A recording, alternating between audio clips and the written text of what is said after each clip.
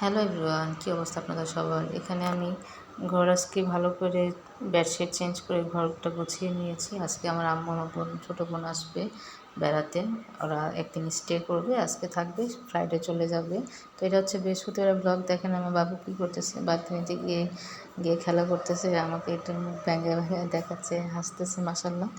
যাই হোক, এখানে আমি রুই ফিশটা বের করে নিয়েছি। রুই মাছ খেতে আমার বোন মাছ খেতে অনেক পছন্দ করে, তাই আমি রুই মাছটা ভালো করে মশলা মাখিয়ে রেখে দিছি, ভালো করে এটা ফ্রাই করব।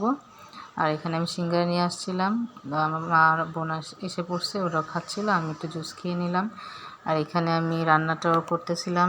এখানে পেঁয়াজ ভালো করে ফ্রাই করে তারপর ভালো করে পেঁয়াজ আর টমেটো বাটা দিয়ে দিলাম, যেন মশলাটা গ্রেভি হয়, মশলাটা ঘন হয়। আর খাড়া খাড়া পেঁয়াজ খেতে আমারও পছন্দ না, আমার হাজব্যান্ডেরও পছন্দ না। তো যাই হোক, এখানে খেতে বসে গেলাম। ফুলকপি আলু ভাজিও করছিলাম।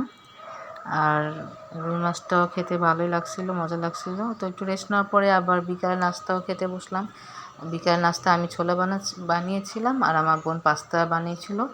আর এখানে ছিল ফিরনি, আর ফিরনিটা আমি রান্না করতেছিলাম যেন সকালে নাস্তাতেও হয়ে যায়, আর রাত্রে বিকালের দিকেও নাস্তা হয়ে যাবে।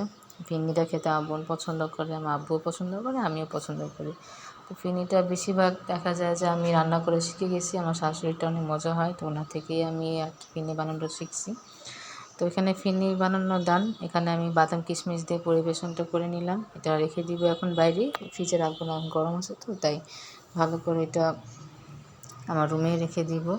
এটা হচ্ছে রাত্রেবেলা আম্মু আমাকে খাওয়াই দিতেছে অনেক দিন পরে। তো আজকে ভিডিও এই পর্যন্তই। আল্লাহ হাফেজ।